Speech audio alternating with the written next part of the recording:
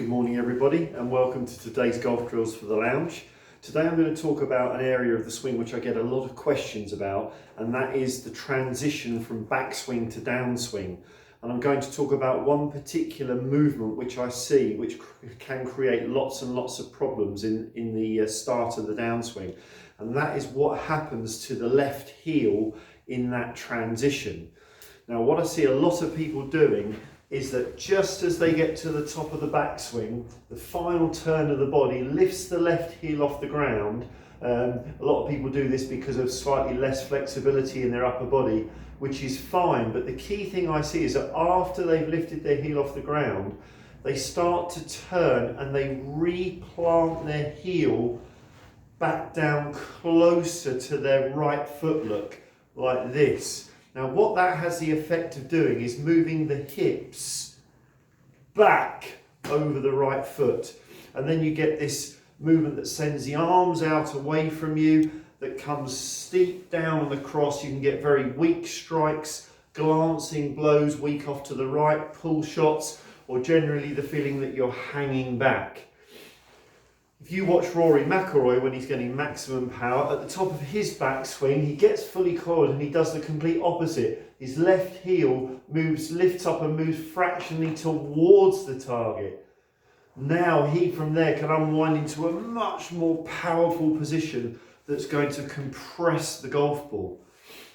If you think about what we did yesterday when we talked about the importance of the setup of the spine and the hip position in the setup to create powerful backswing, we said if the hips are in the correct place, the spine is here. If the hips are in the incorrect place, the spine is here.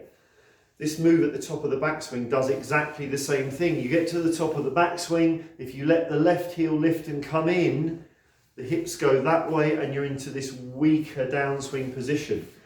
Now you might not know whether you do this or not, so the easy way you can find out is to do a slow motion drill now, where you get into your correct setup position, which we talked about in yesterday's drill. You make a fully coiled backswing position, and then just before you start the downswing to trigger it, I want you to do Rory's move, which is to lift the heel and swing the left heel out towards the target. Now you'll feel like the arms can swing down closer to your body as you unwind. So if I do it this way, you swing to the top of your backswing. If you let your left heel lift and move towards the target, you'll feel the arms drop in and down. Whereas if you get to the top, let the left heel lift and move towards your right foot, you'll see the hips go back and the arms swing out. So you can start to do this in slow motion a few times. Let the heel come out, the arms come down. Get to the top of the backswing, you can't coil the upper body any further. Lift the left heel, swing it out towards the target, and start to feel whether that feels like a much more powerful position, which gets you more over the left side and more onto the ball. See if it feels like it helps your arms to drop down. And you can start to work it into a rhythm into your swing to see if it creates a more powerful downswing position for you.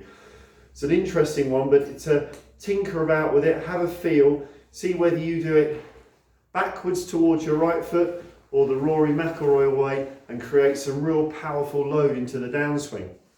If you do manage to start to get this feeling of much more power with the arms coming in close to you, then you're going to need to look back at one of my drills where I talked about how to train the left hand to square the club up to the ball, because you're going to be coming from a much more powerful position that's going to need that club face to square up.